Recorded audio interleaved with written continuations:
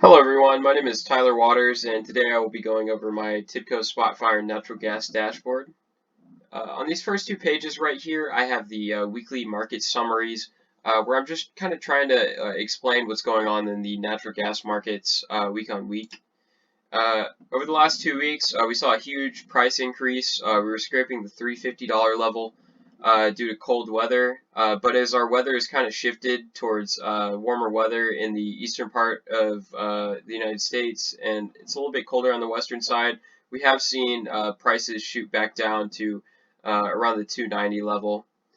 On this next page right here, I have the natural gas overview, where I just kind of have a summary of the rest of my visualizations. So on this next page, we have our weather, where we can see the NOAA historical degree days, where we can see cooling and heating. Next, we have the NOAA forecast degree days, where we can see that this coming winter is looking like it's going to be a bit warmer, but next summer is going to be warm with hopefully extremely cold winter for 2021. Next, we have our northeast degree days. As you can see, it's a very cyclical demand that comes with winter, and it's the same for here for the northwest degree days. All right, for my next tab, I have the NYMEX Henry Hub forward curve. This one is the most recent. As you can see, prices are still relatively high, but they are back in line with previous years. Then we have the forward curve from a week ago on October 30th, where we were seeing extremely high gas prices that were extremely backwardated going into later years. Then we have the Northeast gas cash pricing. This bump right here was caused by the 2017 polar vortex. And then we have the Northwest gas cash pricing.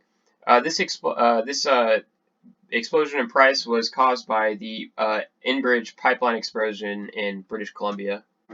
Yeah, so for this next tab, we have the production and rigs tab. In this top left corner, I have the U.S. dry natural gas production in billion cubic feet per day. It was steadily increasing until we got into about 2019, where we saw a pretty steep decline until about June of this year, where it has started to increase again. Even though our rig count is pretty steadily going down because it was uneconomical to continue drilling, our drilling productivity has gone up, leading to this increase right here.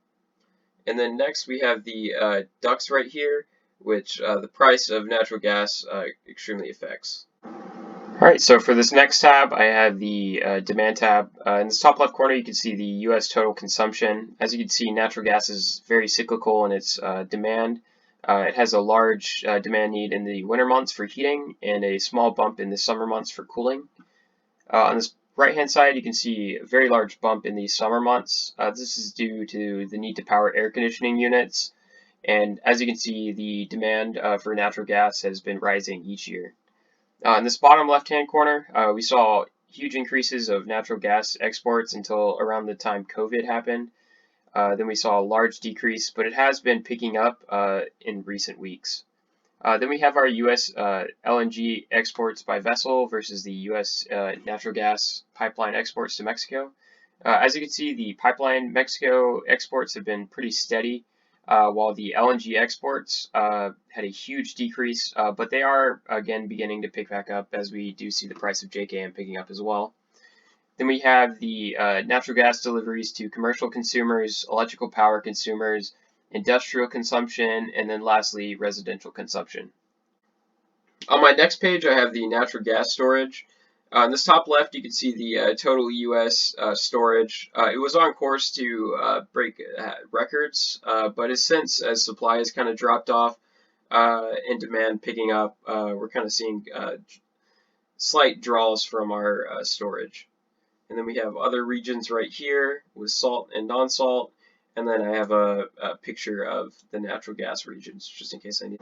So on these next two pages, I have the Northeast gas cash pricing and the Northwest gas cash pricing.